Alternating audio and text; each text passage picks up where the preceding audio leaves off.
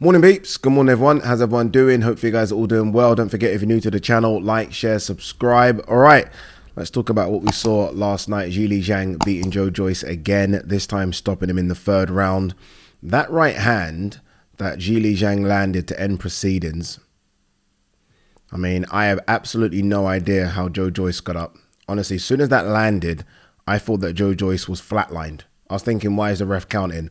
The fact that Joyce got up at the count of, what, 8-9 is testament to how tough he is and that famed chin that he's got, because I thought he was out.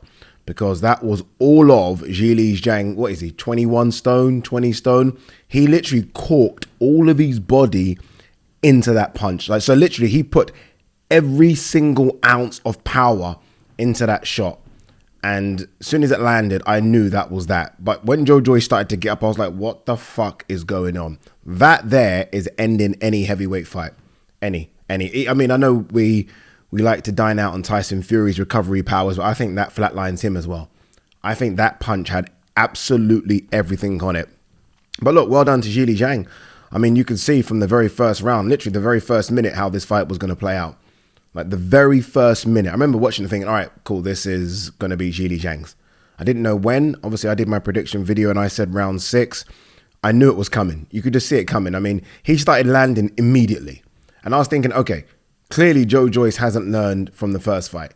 Like, he's getting tagged already. So look, I'd love to be a fly on the wall during Joyce's sparring sessions to see if he's actually evading punches, because his inability to move his head is scary. Again, look, I mean, look, let's give Zhang some credit here. Zhang has decent hand speed, clearly has a lot of power, very good boxer himself, but his punches aren't that fast. I mean, we're not talking sort of Deontay Wilder-esque right hand speed. It isn't that, is it? Or Usyk's left. It's not that. The fact that Joyce couldn't see these punches coming again, couldn't just do that. I mean, easier said than done, right? Ade sit on the fucking green chair. But the fact he couldn't just move his head, I'm like, dude, Ismail Salas is getting away with it. His trainer's getting away with it. I'm sorry. I know they've had a brief time apart, but he's been with him long enough now to work on some defensive skills. Like, I will say, I think Ismail Salas has improved Joyce's footwork. But one thing every Joyce fan or even just observer says is that Joyce gets hit too much. And one day, like anything, that's going to crack. I mean, if you've watched boxing for as long as I'm sure you guys have watched it, everyone that dines out on this, I have to take one to land one, that doesn't take long to end your career. That kind of, oh my God, I've got to take one to land one. It's a short career. It's a short career. And Joyce, I mean, again, for the last, I don't know how many fights, I've been watching it like that sometimes. Like, my God, how's he taking that punishment like that? And he's come up against someone that, unfortunately, he just couldn't take their punishment. Like, what happened yesterday and what happened back in April shouldn't be a surprise. I guess the surprise is that Joyce wasn't able to withstand it. It's not a surprise that he got hit, because, again, all of Joyce's fights, he gets hit. He gets hit. And as you go up a level, and he has done that, right? I mean, he's done that really. When you think of it, from Daniel Dubois, if you think of the real big ones, from Daniel Dubois, Carlos Takam, Joseph Parker, like, he's taken punishment all these fights, by the way. I mean, the Carlos Takam one, Jesus Christ, he took punishment in that one. He took punishment in Joseph Parker. Joseph Parker landed, but he's just been able to withstand the punishment and get to them. He came up, though, against a guy that's better than all those guys, bigger than all those guys, and a southpaw, and it's like, no. You ain't doing what you do to them against me. That's Zhieli Zhang's thought process. So, yeah, man. I'm surprised it went that quick, but I'm not surprised as well. I'm not surprised. I mean, Zhieli Zhang's a good boxer. I initially picked Joyce, and I'm happy that I kind of changed my mind quickly, because I don't get many results right. But I did this one because I don't know how you can. The first fight, you guys will remember it. It's almost as though Joyce had never ever seen a southpaw before.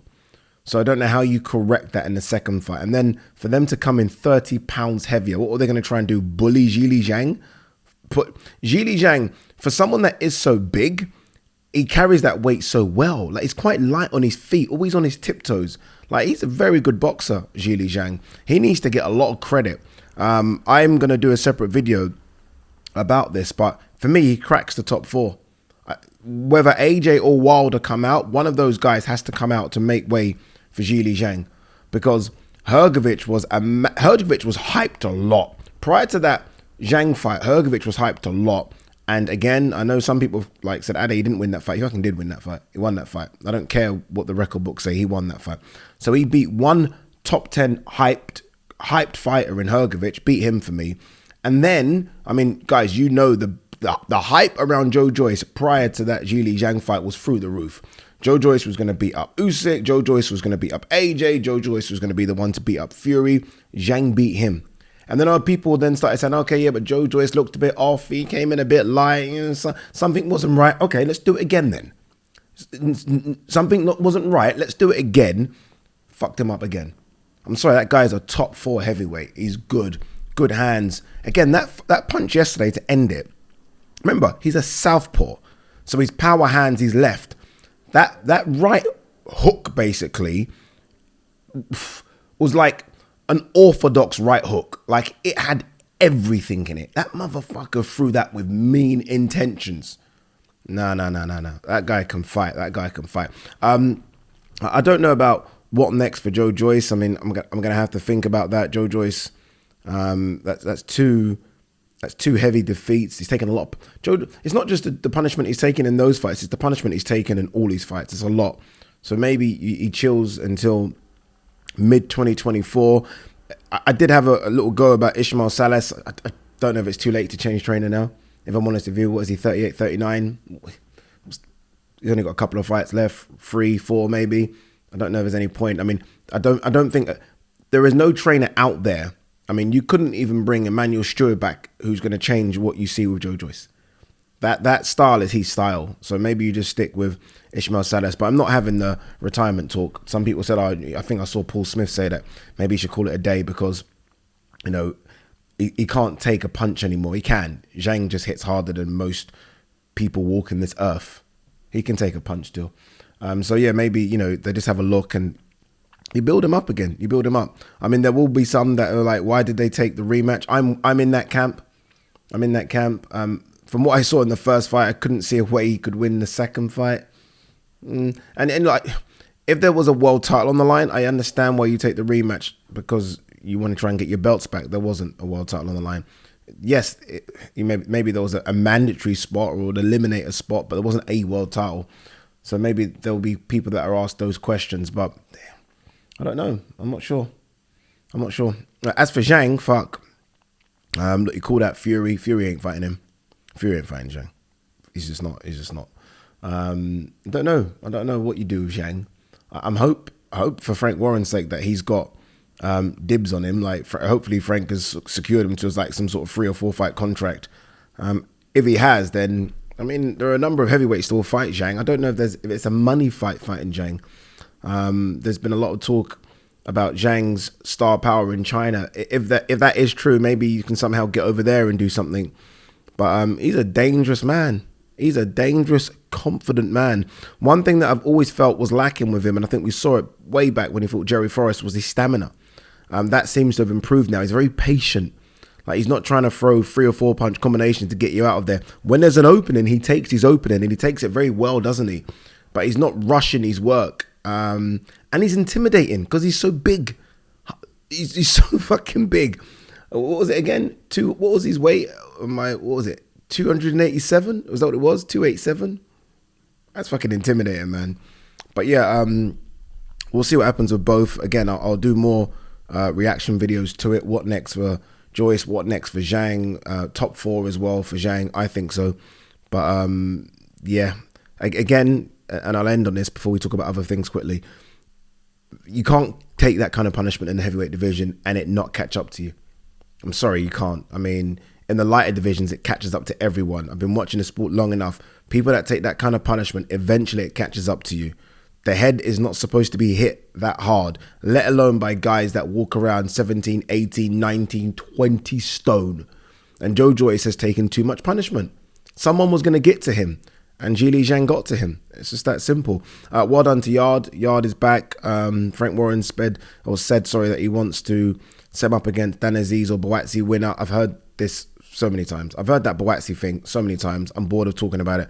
Let's just see if it happens, because who knows, right? Who knows? Moses Atuma, I know he didn't fight anyone yesterday, but still, that left uppercut, woo, the speed and snap of that fucker. I actually think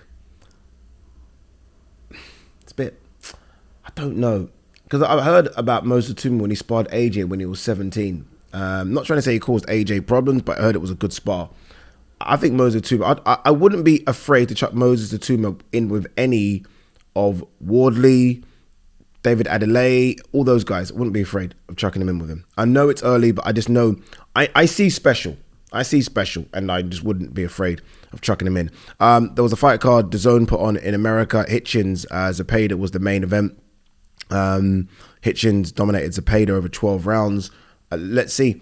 I mean, that's another guy, right, in the 140-pound division. Let's see what DAZN can do to try and get him some matchups. DAZN have a lot of 140-pound fighters, so it shouldn't be a problem to get him a big fight, but can they get him a big fight? There's a difference. Obviously, all the talk was about Conor Benn coming back. Conor Benn fought on that card, went 10 rounds.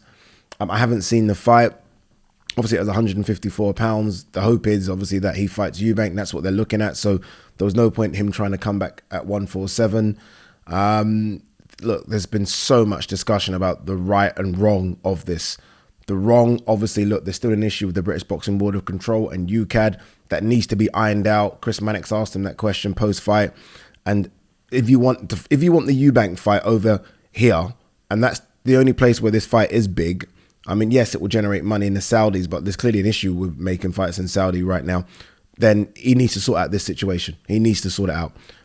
Can they sort it out before December? Because that's when they want the Eubank fight. We'll see. But from a right perspective, and it's difficult to find a right perspective, but from a right perspective, if you're Ben, you got some rounds. You've not had a fight since Van Heerden. I can't remember how many rounds that was. 18 months ago, you got some rounds against a tough Mexican who was pretty big. So you'll be happy about that. But I do need to talk about the Conor Benn situation. I need to do a video on it and give you my viewpoint on it properly. Sandy Ryan got robbed against Jessica McCaskill. She got robbed. I mean, she got robbed. She won that fight. It was a split draw. What an awful scorecard, by the way. Awful scorecard that needs to be investigated, but it won't. But yeah, look, Eddie has plays with both of those ladies, so he can make the rematch. I do think there's a bit of an issue with McCaskill, though, and sort of that camp, so Rick Ramos, McCaskill, and Eddie. I don't know if it's all harmony and kumbaya. I'm not quite sure, but Eddie should be able to make that. If he can't make that, the reason I say that is because I feel like Jessica McCaskill is likely to maybe fight Tasha Jonas instead on Boxer. So it depends what money's on offer. Do you fight Sandy Ryan, undisputed fight, or do you fight Tasha Jonas on Boxer? I mean, if you're McCaskill yesterday, I don't know, I think McCaskill was coming up to 40, right? If you're McCaskill yesterday, you're thinking, yes, because there's another payday now. And it's a case of she'll know that there's two opponents and two different broadcasters that want her. So you just sit back and wait and see who offers the most money. All right, anything else before? I haven't seen the Amma Williams Steve Rolls fight, so no point on talking about that one. All right, I think that is it, people. That is it. I am going to do a live this Wednesday. Wednesday, we're doing a live. Quick one as well, actually, about the money. Obviously, we did the £1,000 giveaway. In fact, it went to £1,250. I've only given away so far 500 quid. Because those are the people that I know for a fact are the people. I've had so many, and I get it. I was a bit like what you guys are doing, but I've had so many people sending dodgy emails claiming to be the winners. And I've done a bit of research and they're not the winners. It's disappointing, but I do want to give that money away because that's the idea of putting a competition on, right? So yeah, anyway, look, guys, girls, live on Wednesday. We'll do videos throughout the week. I'm going to try and get G-Man in the building again. G-Man goes back to Ireland on Tuesday. A lot of you guys are asking about me and G-Man doing more sit-down stuff like this. Obviously, look, he lives in a different country. He has to fly in. It's not too far, but we'll see what we can do.